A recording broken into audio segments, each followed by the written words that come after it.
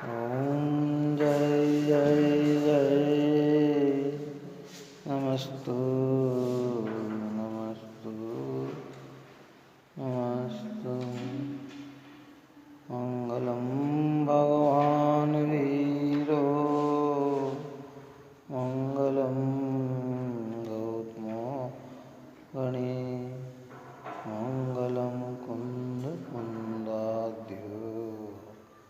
जयेन्द्रमोऽस्तु मङ्गलम्। सर्वमङ्गलमाङ्गल्यं सर्वकल्याणकारकं प्रधानं सर्वधर्माणां जैनं जयतु शासनं जैनं जयतु जैनं जयतु शासनं। नमः श्रीवर्धमानाय निर्धूतकलिलात्मने सालोकानां लोकानां विद्याधर्मणाम्।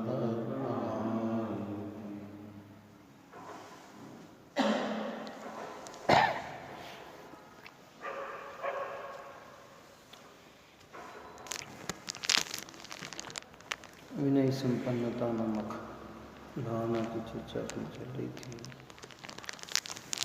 5 प्रकार के विनय की चर्चा मूल रूप में की गई।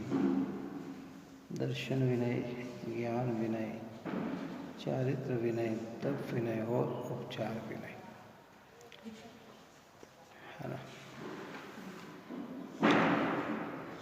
उपचार विनय अनेक प्रकार का होता है। मूल रूप में तो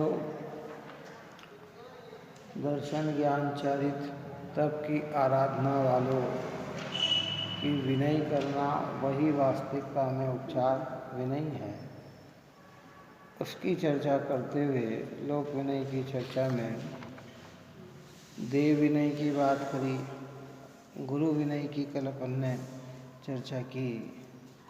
आज शास्त्र विनय की बात करते हैं।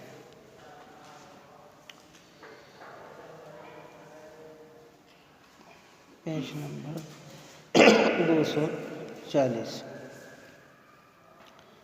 शास्त्र की विनय करना, बड़े आदर से पढ़ना, श्रवण करना, द्रव्य क्षेत्र काल भाव को देखकर व्याख्यान आदि करना, शास्त्र में कहे व्रत संयम आदि आपसे धारण करते नहीं बन सके तो भी आज्ञा का उल्लंघन नहीं करना, शास्त्र की जैसी आज्ञा हो उसी के अनुसार कहना, जो शास्त्र की आज्ञा हो उसे एकाग्र चित्त से श्रवण करना, अन्यथा कथन नहीं करना, आदर पूर्वक मौन से श्रवण करना, यदि शंका हो तो उसे दूर करने के लिए विनय पूर्वक थोड़े शब्दों में जिस प्रकार सभा के अन्य लोगों के तथा वक्ता के क्षोभ नहीं उत्पन्न हो उसी प्रकार विनय पूर्वक प्रश्न करना, उत्तर को आदर से ग्रहण करना वह शास्त्र की विनय है। शास्त्र को उच्च आसन पर रखकर स्वयं नीचे बैठकर प्रशंसा, स्तन इत्यादि करना शास्त्र की विनय है। इस प्रकार देव गुरु शास्त्र की विनय है, वह धर्म की मूल है। शास्त्र की विनय करना सम्यक ज्ञान की आराधना है, सम्यक ज्ञान की विनय है। क्या कि तो बहुत बड़े आदर से पढ़ना। शास्त्र को कैसे पढ़ा जाता है? बड़े आदर से, ससम्मानित होकर, उल्सित होकर है, और श्रवण करना, पढ़ नहीं रहे तो श्रवण करना है। द्रव्य क्षेत्र काल भाव को देखकर व्याख्यान आदि करना। द्रव्य के क्षेत्र काल और भाव, उन्हें देखकर व्याख्यान करना। ऐसा व्याख्यान न हो कि जिससे बाहर में विवाद की स्थिति उत्पन्न हो जाए, द्रव्य अनुकूल न हो, क्षेत्र अनुकूल न हो, काल अनुकूल न हो, भाव अनुकूल न हो, कि भाई इन सबको समझकर किनको कह रहा हूँ, सामने वाला द्रव्य यानी जीव कैसा है, श्रोता कैसा है, सुनने वाला कैसा है, उसकी पात्रता क्या है। अब कुछ नहीं हो और हम उसे कोई बहुत ऊंची बात कहेंगे तो उसकी समझ में आने वाली नहीं है, उसकी योग्यता प्रमाण क्या। इसलिए देखकर व्याख्यान आदि करना और शास्त्र में कहे व्रत संयम आदि से धारण करते नहीं बन सके तो भी आज्ञा का उल्लंघन नहीं करना। हमारे यहाँ जितने भी नियम संयम आगम में है, व्रतादि का जो स्वरूप है, अगर हम धारण नहीं कर सकते हैं तो भी बात तो वही बताना कि करने योग्य अगर कोई है तो वही है। क्या वर्तमान परिस्थिति में भले हम उस उत्कृष्ट चीज को धारण नहीं कर पाए, लेकिन करने योग्य कोई कार्य है तो वो वही है जो शास्त्र में तप की चर्चा लिखी, व्रत की चर्चा लिखी, समिति की चर्चा लिखी है ना, उपवास आदि का जैसा स्वरूप बताया, इस आगम के खिलाफ नहीं। शिथिलता हम में हो, पर जिनवाणी की वाणी में शिथिलता ना हो, काय में मार्ग है वही सत्य है। क्या है ना, समझ में आए। तो किसी ने एकासन का स्वरूप पूछा कि साहब एकासन के, हम एकासन का अर्थ तो हम ये मानते हैं कि एक टाइम भोजन कर लिया, शाम को दूध चाय ले ली, पानी ले लिया, हम कह रहे एक, अरे ये व्यवहार से कह दिया, लेकिन वास्तविक एकासन का तो स्वरूप यही है कि जो एक ही टाइम में, तो स्वरूप तो वही सत्य है। कौन सा? उपवास का स्वरूप तो वही सत्य है, निर्जल। क्या कि नहीं साहब आज कमी की नहीं, हम नहीं कर पा रहे हैं तो सिद्धांत को बदलने का प्रयत्न न करें। बहुत सारी चीज़ें ऐसी होती है कि जहाँ नहीं कर पा रहे हैं तो कि भैया नहीं, जो कर रहे हैं उनकी अनुमोदना करो। और एक बार शिथिलता ने प्रवेश कर ली ना तो फिर वो 150 साल में सब लोग भूल जाएंगे। कुंदाचार्य ने शिथिलता के खिलाफ लड़ाई लड़ी और चल रही थी, टोडरमल जी साहब ने लड़ाई लड़ी, और तो आज इतनी है। और अब ये शिथिलता अगर प्रवेश कर ले और मान लो तो आने वाले 150 साल में क्या होगा कि फिर यही लगेगा कि हाँ यही धर्म है, ऐसा होता होगा, ऐसा किया होगा। क्या इसलिए यहाँ लिखा है कि भाई बन सके आज्ञा का उल्लंघन है, शास्त्र की जैसी आज्ञा हो उसी के अनुसार के, जैसे शास्त्र की आज्ञा है, शास्त्र जो कहता है उस आज्ञा के अनुसार ही कहा जाता है, अपनी मन कल्पना से कहा जाता नहीं है। क्योंकि एक शब्द में अगर किसी ने विपरीतता समझ ली तो उसके अनंत भाव बिगड़ सकते हैं। कितने भाव बिगड़ सकते हैं? क्या हमें क्या उसको कह दिया तो कह दिया, वो उसका भाग्य कि नहीं, भाग्य नहीं। हम प्रमाद छोड़कर कहें, आगम की अनुसार कहें, उसके बाद वो कोई अपने मन से गलत समझ ले तो उसकी योग्यता, लेकिन उसके पहले किसकी ये है कि भाई नहीं। इसलिए तो कहा कि भाई कोई भी शब्द ऐसा ना हो कि जिसमें शिथिलता की पुष्टि होती हो, पाप की पुष्टि होती हो, विषय कषाय की पुष्टि होती हो कि नहीं। धर्म तो इन सब से हटने का नाम है। क्या इसलिए बोलना कभी, हाँ क्या क्या बोलना कि जो वस्तु स्वरूप है, क्या अनुसार कहना, जो शास्त्र की आज्ञा हो उसे एकाग्र चित्त से श्रवण करना। एकाग्र चित्त, उपयोग को एकाग्र करके श्रवण करना, सुनना, अन्यथा कथन नहीं करना। आदर पूर्वक मौन से श्रवण करना। यदि शंका हो तो उसे दूर करने के लिए विनय पूर्वक थोड़े शब्दों में जिस प्रकार सभा के अन्य लोगों के तथा वक्ता के क्षोभ नहीं उत्पन्न हो, जिनके सभा के लोगों के भी और वक्ता के भी क्षोभ उत्पन्न न हो। उटपटांग प्रश्न करना, किसी को नीचा दिखाने के लिए प्रश्न करना कि नहीं समझने, कल अपने इस विषय में चर्चा कर ली थी कि विषय के अनुरूप प्रश्न करना। कैसा करना? हाँ, गोष्ठी हो रही हो, तत्व चर्चा हो रही हो तो वहाँ तो जो शंका हो वो प्रश्न करना, लेकिन जहाँ स्वाध्याय चल रही हो तो वहाँ विषय के अनुरूप प्रश्न करना। क्या? और जो हमारे प्रश्न उसको नोट करो, बाद में उसका समाधान हो जाए। क्या? और थोड़े शब्दों में। एक तो प्रश्न भी इतना लंबा चौड़ा हो जाए कि उसके अंदर समझ ही नहीं पाया जाए, तो कि प्रश्न भी कितना लिमिटेशन, जितनी उसकी व्यवस्था है कि भाई ऐसा तो ऐसा क्यों, ऐसा तो ऐसा क्यों, है ना। तो कहते कि थोड़े शब्दों में जिस प्रकार सभा में अन्य लोगों के तथा वक्ता के क्षोभ नहीं उत्पन्न हो, उस प्रकार विनय पूर्वक प्रश्न करना। उत्तर को आदर से ग्रहण करना वह शास्त्र की विनय। और जो उत्तर प्रश्न का समाधान हो उसको क्या कह रहे हैं कि कैसे ग्रहण करना है, कि आदर सहित उसे ग्रहण करना।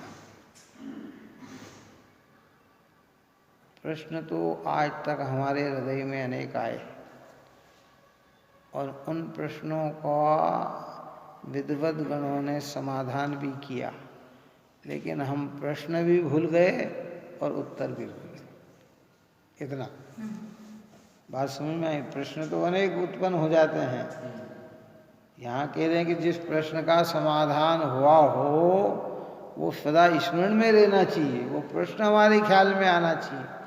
नहीं तो एक ही प्रश्न बार बार उत्पन्न होता रहे, बार बार उत्पन्न होता रहे, समाधान करते रहो, उत्पन्न होता रहे, तो इसका अर्थ है कि हमने आदर पूर्वक वो उत्तर को सुना नहीं, एकाग्रचित होकर उत्तर को सुना नहीं।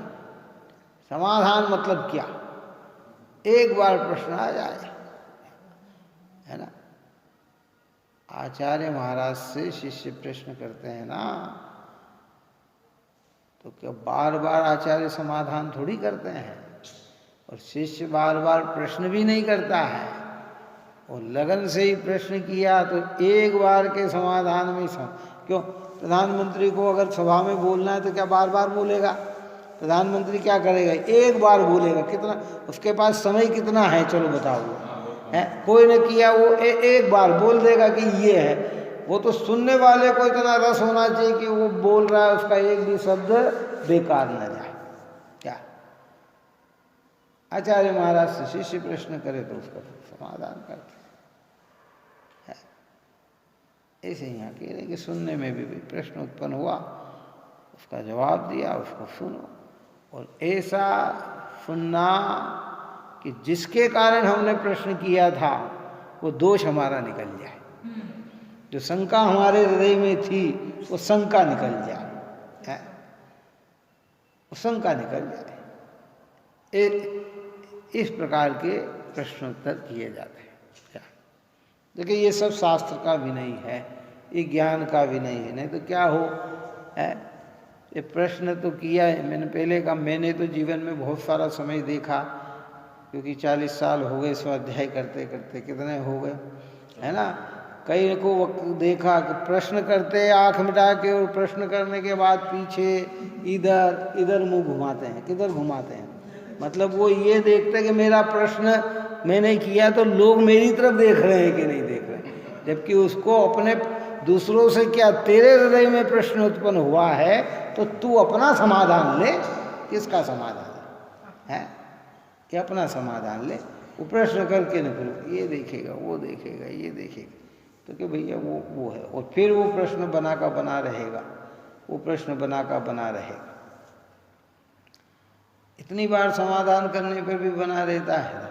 फिर उनसे कहो, हमारी सभा में थे पहले से, नाम तो नहीं लूँगा यहाँ,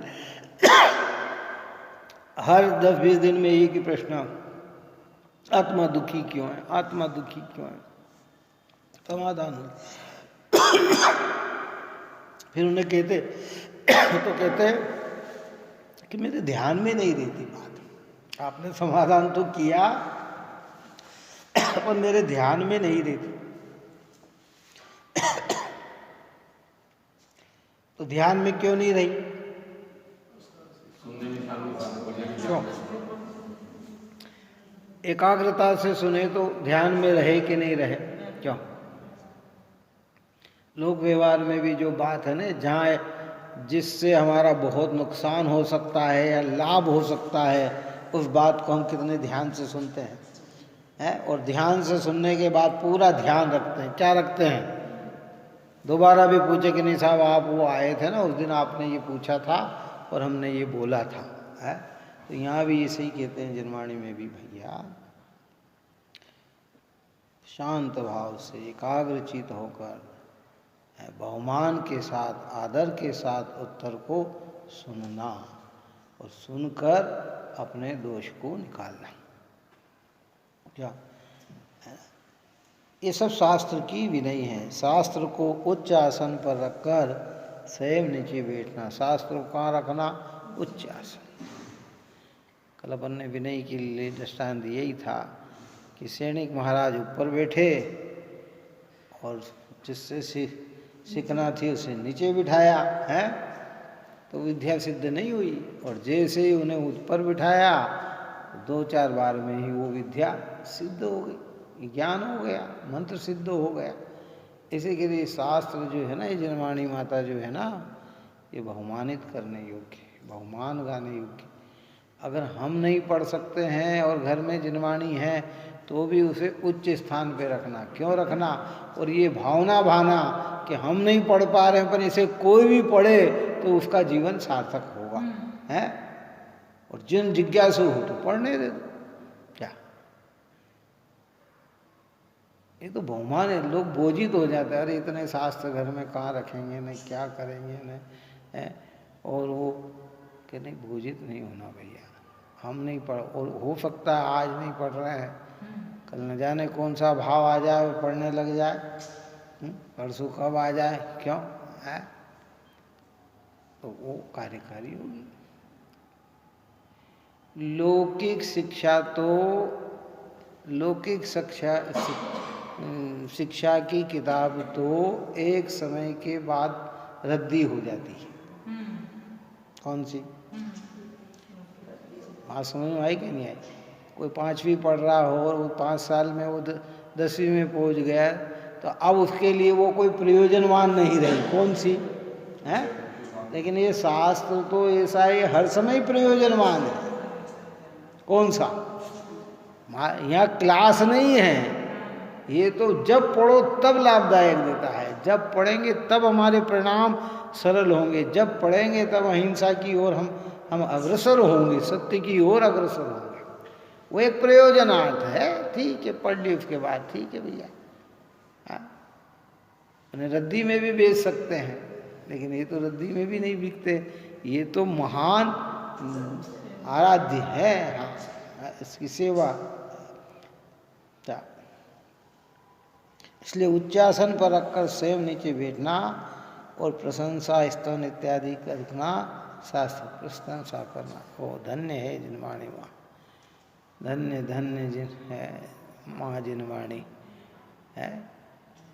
उनकी जितने गुणगान गा सके, भजन गा सके, स्तुति गा सके, ये सब महिमा है ये है। धन्य धन्य वीत रागवाणी, अमर तेरी जग में कहानी है।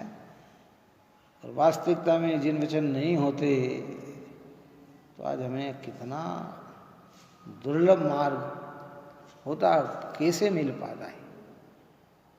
गुरुदेव श्री को अगर ग्रंथ नहीं मिलता तो ये कहाँ से प्रचार प्रसार होता है? इतने आचार्यों ने लिखे और सब मिले और श्रुत, ये तो एक गजब की चीज़ है। इसलिए जितना आदर कर सकते हैं, जितना सम्मान कर सकते हैं, जितना बहुमान गा सकते हैं, देव का बहुमान गा सकते हैं, निर्ग्रंथों का बहुमान गा सकते हैं, ये सब जिनवाणी माता का बहुमान गा सकते हैं। ये सब हमारी मिथ्या मान्यता को तोड़ने के लिए निमित्त कारण तैयार करते हैं क्या। इसलिए जितना भी सम्मान करें क्या इत्यादि करना शास्त्र की विनय। इस प्रकार देवगुरु शास्त्र की विनय है वह धर्म की मूल है। धर्म की मूल है। मूल मतलब समझ में आ गई, नींव है। देव शास्त्र गुरु का विनय नहीं होगा तो आगे की मंजिलें उठने वाली नहीं है। न ज्ञान सम्यक होगा, न श्रद्धान सम्यक होगा, न चारित्र सम्यक होगा, न तप सम्यक होगा और न मोक्ष की ओर अग्रसर होगा। ये तो मूल नींव है, विनय है। हाँ, इसलिए टोडरमल साहब ने लिखा ना, हो देव धर्म गुरु तो सर्वोत्कृष्ट पदार्थ है, इन्हीं के आधार से धर्म होता है। जो इनमें ही शिथिलता रखेगा तो उसे अन्य धर्म तो किस प्रकार से होगा। है शिथिल हीन आचार, विनय नहीं करना ठीक है, क्या है कि नहीं। गणधर देव भी श्रुत को वंदन करते हैं। ये तो श्रुत उनके द्वारा रचा गया, लेकिन है किसकी वाणी? तीर्थंकरों की वाणी है। किसकी वाणी है ना? हमारे यहाँ तो लिखा ना, शुद्ध ब्रह्म परमात्मा और शब्द ब्रह्म जिनवाणी। शब्द ब्रह्म की उपमा दिए, ये जिनवाणी। शुद्ध ब्रह्म, शुद्ध आत्मा हम जो है वो ब्रह्म स्वरूप है, पूर्ण ज्ञान स्वरूप है। और जैसा वस्तु का स्वरूप है वैसे वस्तु स्वरूप को बताने वाली वाणी वो जिनवाणी है। वो जिनवाणी है, शब्द ब्रह्म जिनवाणी कि वो जिनवाणी है। इसलिए जितनी महिमा गा सके हम गाना चाहिए। इसलिए जितने हमारे यहाँ कहते हैं ना, इनको उच्चासन रखना, अच्छा कवर चढ़ाना, ये सब जिनवाणी की महिमा है। ये सब शुभ भाव है। देखो बाहर किसी को अगर पढ़ना याद नहीं है जिनवाणी तो सुने, क्या करे? और सुनने में भी अगर उसे न मिले सुनने का अवसर प्रसंग, तो जितनी जिनवाणी है उसकी विनय करे। अच्छा जिल्ड कवर में जड़ाए, ये करे वो करे, तो उससे भी उसको उतना ही लाभ मिल जाता है। कितना लाभ मिल जाता है? जितना लाभ होता है, परिणाम उसके इतने।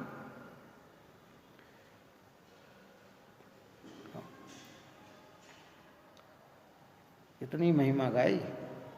समय सार की स्तुति में बनाऊं पथ कुंदन ना, रत्नो ना अक्षर लोखी, तथापि कुंद सूत्रो ना, अंकाहे मूल्य ना कथि। है अब जिस व्यक्ति ने भावना किसी उत्कृष्ट भाई है कि स्वर्ण पत्र बनाए जाए, कुंदन है स्वर्ण है, और रत्नों ना अक्षर लगो। अगर शक्ति हो तो इस पे किसके अक्षर लिखे जाए?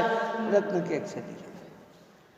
तथापि कुंद सूत्रों ना, तथापि कुंद के ये जो सूत्र रचे गए हैं, ये जो जिन वचन रचे गए हैं, कि उन वचनों की मूल्य आका जा सकता नहीं है ना। कई लोगों ने बहुत किया है।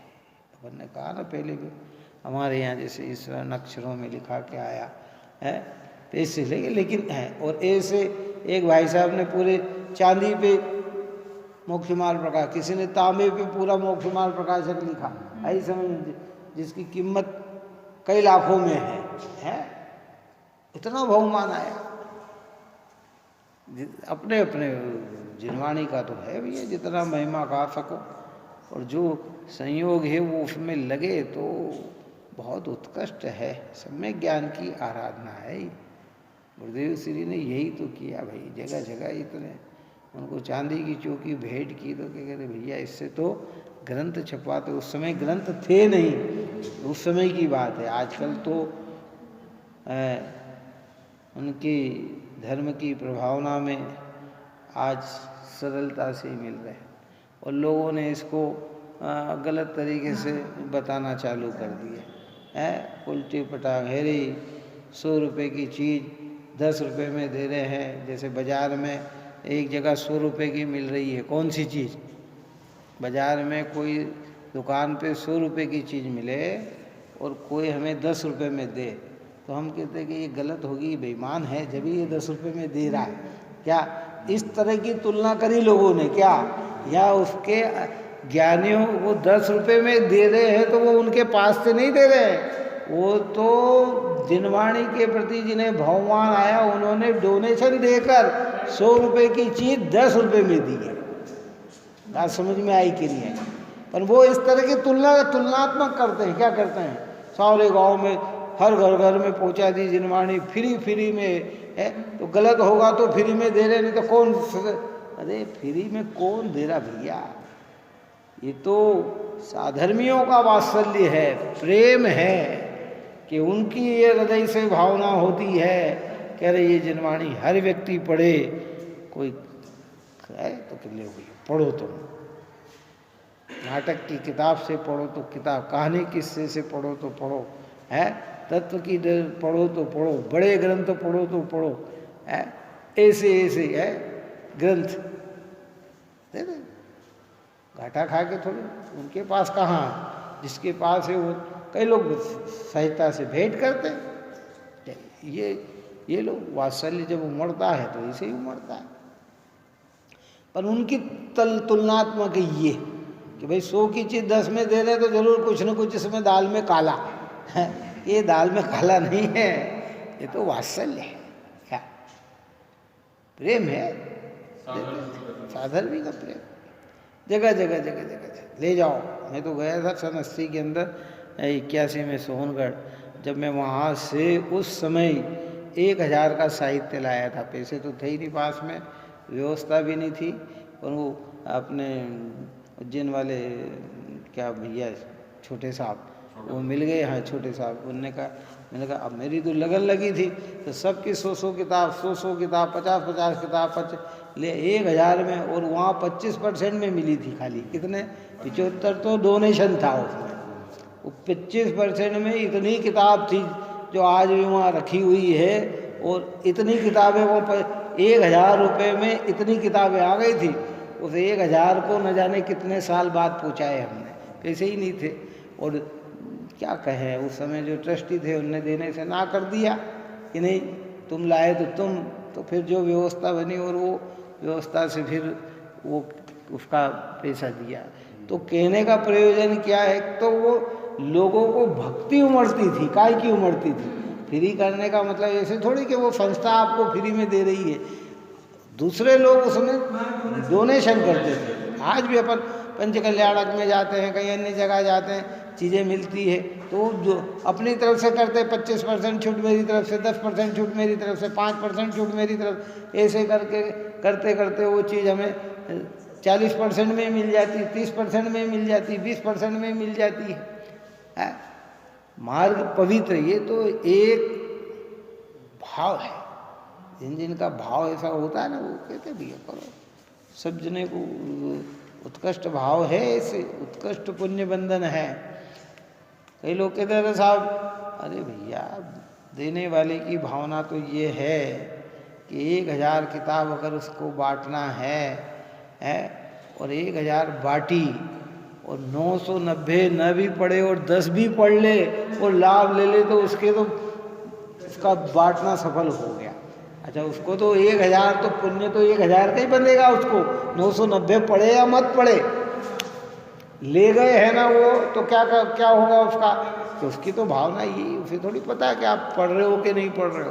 पर अगर 10 जने ने भी उसे पढ़ी और अपने जीवन को सुधार रूप में लिया है, तो कि वो जीवन सफल हो गया, उसका प्रचार करना हो। ये सब जिनवाणी का, शास्त्र का बहुमान है। कबर चढ़ाना आदि विनयता से रखना, रख रखाव करना, ये सब ये भी नहीं है। और ऐसा अनुराग ज्ञानियों को अपनी परिणति में आए बिना रहता नहीं है। घर को हम जितनी तरह से संभाल के रखते हैं कि नहीं रखते हैं, सुधार के रखते हैं कि नहीं रखते हैं, धूल मिट्टी हटाने का प्रयत्न करते हैं कि नहीं है, तो ऐसे के सब प्रयत्न नहीं आदमी। व्यवहार में कहा जाता कर देना करना, लेकिन कोई भी करे उसमें अनुमोदना करो, उल्सित हो, धन्य धन्य है, ये तो अच्छे कार्य हैं, प्रशंसनीय कार्य हैं, ये सब शास्त्र का विनय है। शास्त्र के विनय का दूसरा नाम अपने ज्ञान का विनय है, भगवान के ज्ञान का विनय है, सम्यक ज्ञान का विनय है। ये सब विनय है, ये विनय भाव होना चाहिए। इसे क्या संभाल के रखे।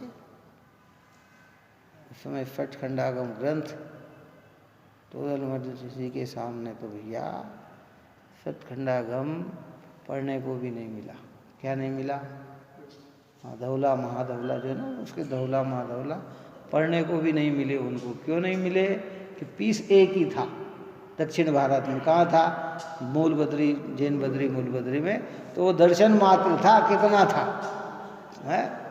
बाद में कुछ योग्यता ऐसी लगी तो आज तो वो पढ़ने को भी मिल जाए, जो पढ़ना चाहे तो पढ़ भी ले।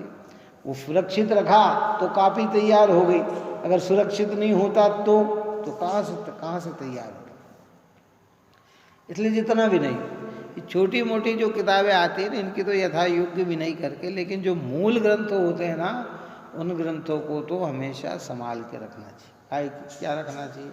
ये ताड़ पत्र पे लिखे हुए तो आज समझ गए, ये स्वर्ण पत्र पे बने हैं तो समझ में आ रहे हैं। वो कहा ना कि 1000 वर्ष तक अक्षर नहीं मिटेंगे। कितने? 1000 वर्ष।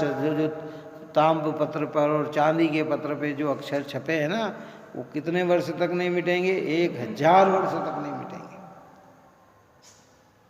अब आपकी ये सब चीज हो भी जाए ना, वो चीज है तो उससे क्या होगा? फिर नवीनीकरण हो जाएगा, नई चीज हो जाएगी। क्या हो सकता है ना? मोबाइल का युग तो ये चल रहा है तो चल रहा है, इसमें भी आजकल तो सब चीज़ें आ गई है। पर कभी कोई बहुत भयानक विपदा आ गई तो हो सकता है कि ये नष्ट भी हो जाए, लेकिन वो चीज़ तो क्या होगी? बनी रहेगी। क्या? इसलिए ये सब विनय की बात है कि ये करना। इस प्रकार देव गुरु शास्त्र की विनय है, वो धर्म की मूल है। और अमित गति आचार्य ने तो अपने ज्ञान पे आप और हमें सबको बहुत जनवाणी के प्रति भक्ति भावना में बताते उन्होंने कहा कि अगर हमने है क्या लाइन डाली उन्होंने कि यदि प्रमादवश अरु अज्ञान से कोई शब्द अर्थ की भूल पाठन पठन श्रवण समझन में हो गई हो मुझसे प्रतिकूल, सो सब दोष क्षमा हो मेरे सरस्वती जिनवाणी माँ, वसुविधि क्षय कर निज रस राचू, केवल ज्ञानादि गुण पाए। क्या लिखा? यदि प्रमास, 2 शब्द डाले उसमें मुख्य। क्या? प्रमाद और अज्ञान। अज्ञान मतलब ज्ञान की कमी। अर्थ क्या निकालना, और हमने कोई दूसरा अर्थ निकाल लिया है ना, ये ज्ञान की कमी से। यथेष्ट ज्ञान नहीं, विपरिज्ञान निकाल लिया, प्रमाद है। आपने कहा, हमने ध्यान नहीं दिया, हाँ ठीक है ऐसा करके समझने का प्रयत्न नहीं किया। और कि यदि प्रमादवश अरु अज्ञान से कोई शब्द अर्थ की भूल, पहले तो शब्द की भूल, फिर उस शब्द के अर्थ की भूल, पाठन पठन, पढ़ाने में पढ़ने में, समझाने में समझने में, सुनने में हो गई हो मुझसे प्रतिकूल, मुझसे प्रतिकूल हो गया हो। प्रतिकूल मतलब जो उसका अर्थ था वो अर्थ न निकाल कर मैंने दूसरा समझ लिया हो, तो सब दोष क्षमा हो मेरे सरस्वती जिनवाणी माँ। पूरी दुआ सांग जिनवाणी माँ, सब क्षमा हो।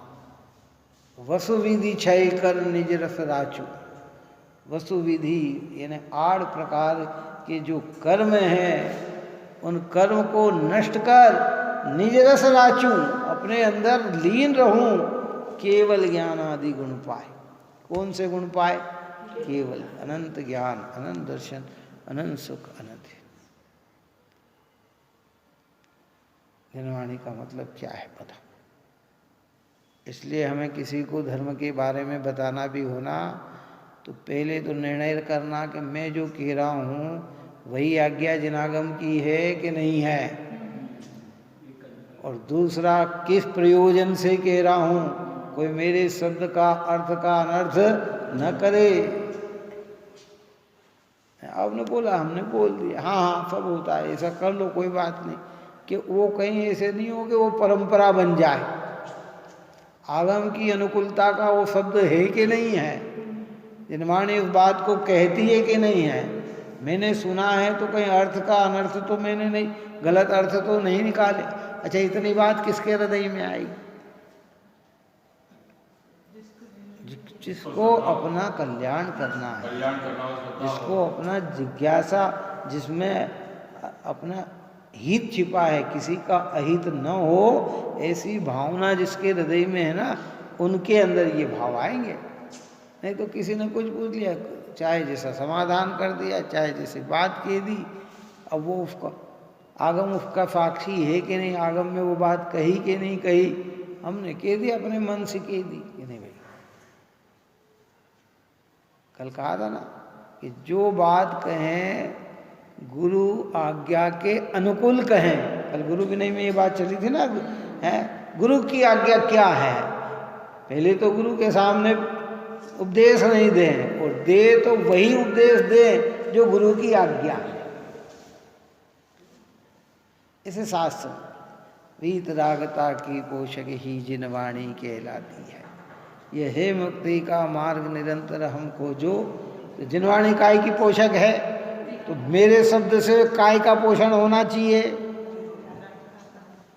राग का पोषण के वितरागता का पोषण, भोग का पोषण के त्याग का पोषण, त्याग। जिन वचन तो ये है।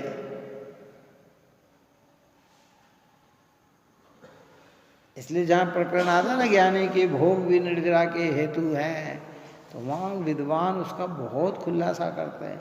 सुनने वाला ढंग से नहीं सुनता है और उठ पटांग समझ लेता है, ये उसका दोष है। आचार्य का दोष नहीं है, विद्वानों का दोष नहीं है। वो तो वो कई जहाँ ये कहा जाता है कि भोग ज्ञानी के भोग भी निर्जरा का कारण है, तो कहीं वे भोग में प्रवृत्ति कराने की बात नहीं कहते हैं। क्यों निर्जरा का कारण है, वो कारण समझाते हैं कि उनके भोग की जो प्रवृत्तियाँ होती है वो कितनी आसक्ति रहित तो होती है, निरासक्ति से होते हैं, उदय की तीव्रता में होते हैं। हम भोग कुछ नहीं है, तो एक बार सम्यक दर्शन प्राप्त कर लो, फिर कितना ही भोग भोगो, कोई तकलीफ नहीं। अरे कहाँ लिखा है ऐसा, कहाँ कहाँ जिनवाणी माता ने ऐसा है। और नहीं तो फिर मुनिराज इतनी तो सम्यक दृष्टि होते ना मुनिराज, तो फिर इतना त्याग क्यों करे, वे भी तो भोग में फिर मस्त रहे ना, संलग्न रहे ना, कि नहीं नहीं भाई, अपेक्षा से सारी बातें को समझना। एक भी शब्द हमारा धर्म के खिलाफ ना हो, और अज्ञानता में हो गया, हे जिनवाणी माता मुझे क्षमा कर दे, मुझे से गलती हो गई। कई बार तो ऐसा भी हो जाता है कि जिनवाणी पढ़ रहे हैं और अर्थ अगर कल कोई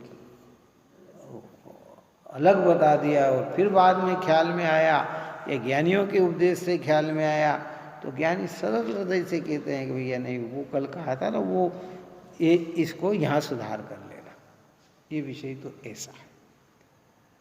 क्योंकि इसमें एक मान्यता बिगड़ने में अनंत मिथ्यात्व का, अनंत कषायों का पोषण हो जाता है, अनंत भाव बिगड़ जाते।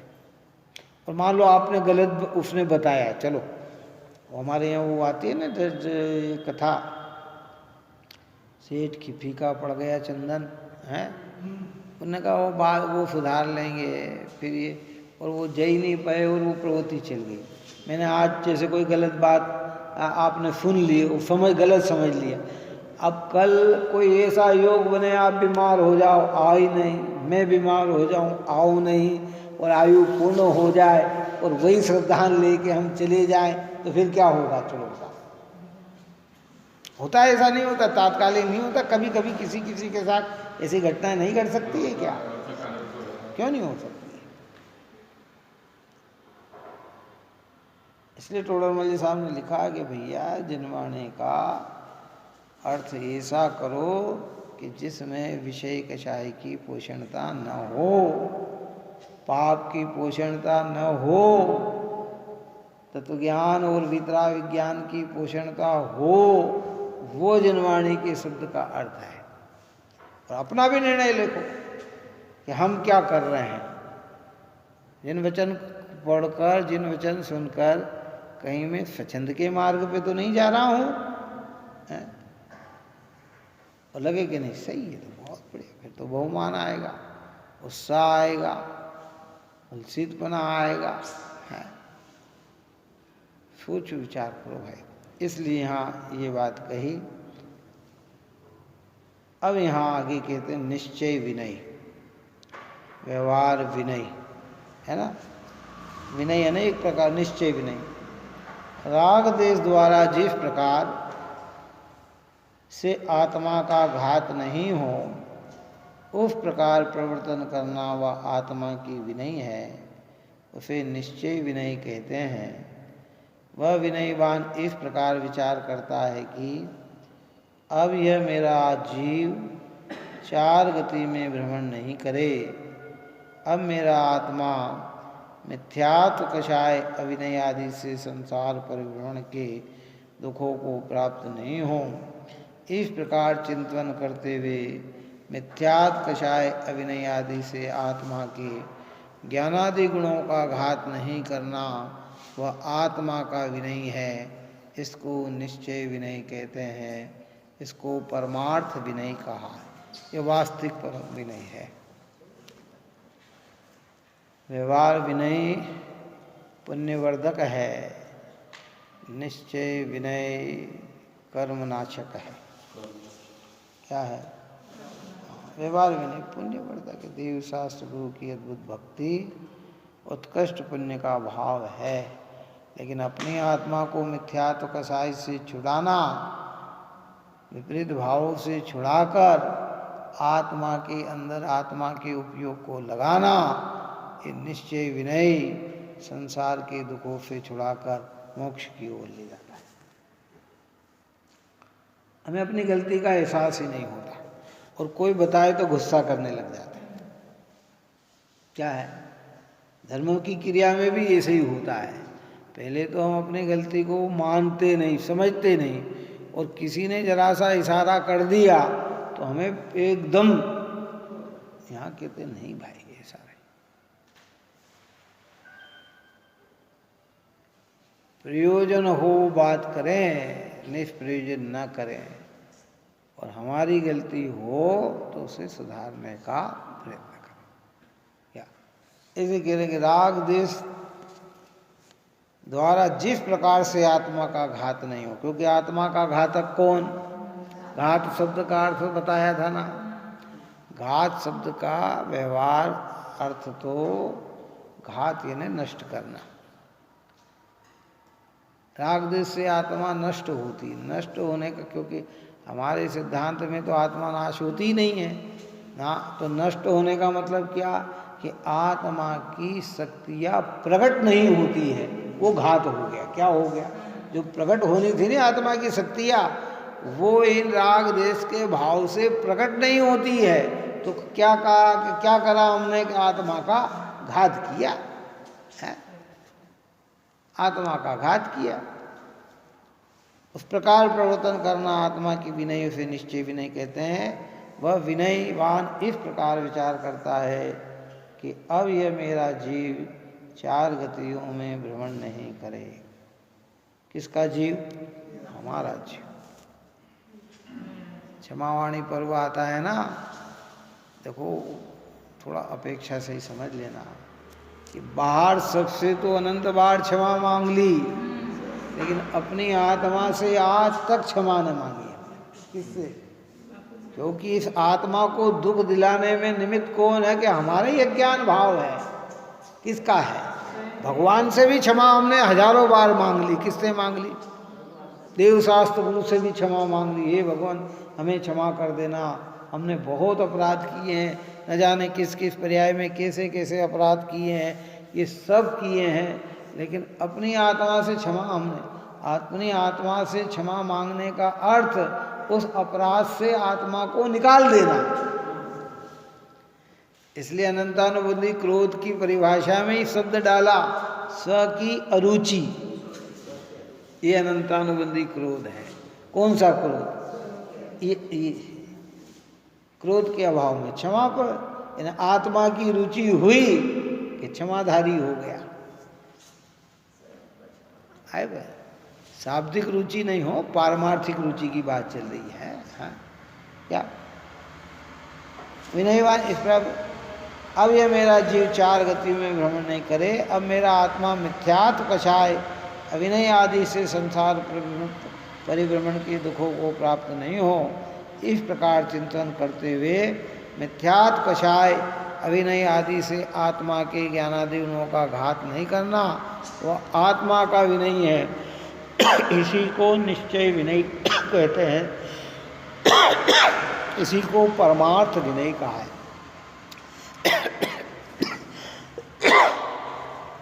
यही निश्चय विनय और यही परमार्थ विनय। परमार्थ का दूसरा अर्थ ओरिजिनल वास्तविक विनय। कितनी बार प्रकट हुआ ऐसा विनय हमारी परिणति में? आज तक नहीं हुआ। कोई बात नहीं, आज तक नहीं हुआ, अब हो सकता है। क्या हो सकता है? ऐसा नहीं है कि आज तक नहीं हुआ वो कार्य आज नहीं हो सकता, आज हो सकता है। जनवाणी की निकटता में आकर यथेष्ट होकर अपने है, क्योंकि हमने ही कषायों को पोषण किया है, तो कषायों का शोषण भी कौन करेगा? कि हम ही करेंगे। मिथ्यात्व को पुष्ट किसने किया? कि हमने किया। तो मिथ्यात्व को नष्ट भी कौन करेगा? कि हम करेंगे।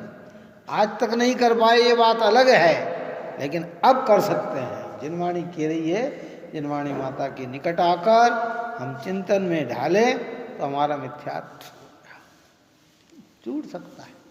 विनयशील होना।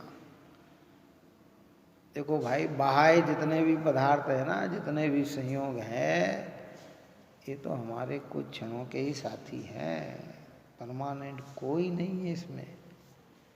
लेकिन ये जिनवाणी और जिनवाणी जिस वस्तु को बताती है, और ये जो आत्म वस्तु है, ये हमारी त्रिकालिक साथी है। बहरेल जी ने अपनी किताब में, अपनी भावना में लिखा कि निज आत्मा निश्चय शरण व्यवहार से परमात्मा, और जो खोजता परमेशरण वह आत्मा बहिर आत्मा। वो आत्मा क्या है? बहिर आत्मा है। जो परमेशरण खोजता है, पर को सहारा बनाता है, कि वो बहिरात्मा है। दो ही शरण है, निश्चय से आत्मा, व्यवहार से परमात्मा। अपनी परिणति में से राग देश मोह को दूर करना, मिथ्यात्व अनंतानुबंधी को दूर करना, ये निश्चय भी नहीं है। और व्यवहार में जिनने ऐसा मिथ्यात्व कषाय पाप दूर किए हैं, उनके प्रति भक्ति भाव बनाना, ये व्यवहार भी नहीं, ये व्यवहार भी नहीं। इसलिए व्यवहार शरण और निश्चय शरण। 12 भावना की लाइन के पूर्ण करते हैं। जयचंद जी छाबड़ा की 12 भावना में ना, असरण भावना में क्या है बोलो?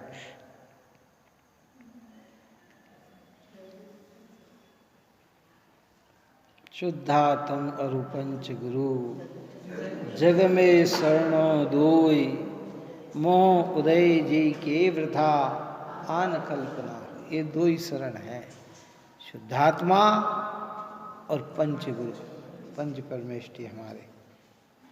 अरिहंत भगवान, सिद्ध भगवान, आचार्य प्रभु, उपाध्याय भगवान, साधु मुनिराज, बस ये 2 ही शरण हैं। और इसके अलावा शरण की कल्पना करना वो मोह का उदय है कि मोह उदय जी के वृथा। जिस जीव में मोह का उदय बसा है वो आन कल्पना हो, क्या करता है? अन्य कल्पना करता है। धन को शरण मानता है, परिवार को शरण मानता है, संयोगों को शरण मानता है, रिश्तेदार नातेदार को। लेकिन जब काल आ जाता है तो कोई शरण नहीं है, जब समय आ जाता है तो कोई शरण नहीं है।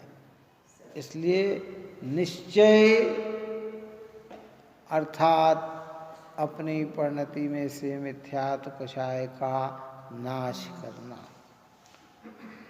व्यवहार अर्थात जिनने नाश किया है उनकी हृदय में भक्ति भावना होना। मैं तो रोज कह रहा हूँ कि एक नमोकार मंत्र भी अगर हमने ढंग से बोला ना समझकर, तो आप सोचो कि कितना उत्कृष्ट पुण्य संचय कर सकते हैं। यूँ तो कहते साहब दिन भर में हम 108 बार बोल लेते हैं, कोई कहता कार्य सर्ग जब करते 9 बार बोलते हैं। ये सब हृदय से नहीं बोलते, हम समझ कर नहीं बोलते, हम देखा देखी में बोलते हैं, अकुलता से बोलते हैं। यहाँ तो कि भक्ति से बोलने का मतलब खाली शब्द से नहीं बोलना, उनमें समर्पित होना, श्रद्धा रखना। अरे ये मार्ग तो ये है, हाँ नहीं तो ठीक है बोल रहे क्या। कई लोग तो ऐसे भी हैं, अन्य मतों की परंपरा को सीखे हुए हैं, क्या हाथ में ले ली माला, बात भी कर रहे हैं, क्यों है ना। इसलिए तो उसके लिए तो कबीरदास ने कहा ही लिखा है ना, माला फेरे हैं जुग बीता, मिटान मन का खेर, मन का कर का फेर ले, कर का मन का फेंक कर, मन का फेर है। ऐसे बहुत सारे हम भी कहते जय जयकार जय जयकार, उत्साह नहीं कहते, वो भीतर में उत्साह बना लेना। इस प्रकार की बात यहाँ कही है। आगे व्यवहार विनय की चर्चा अपन और करेंगे।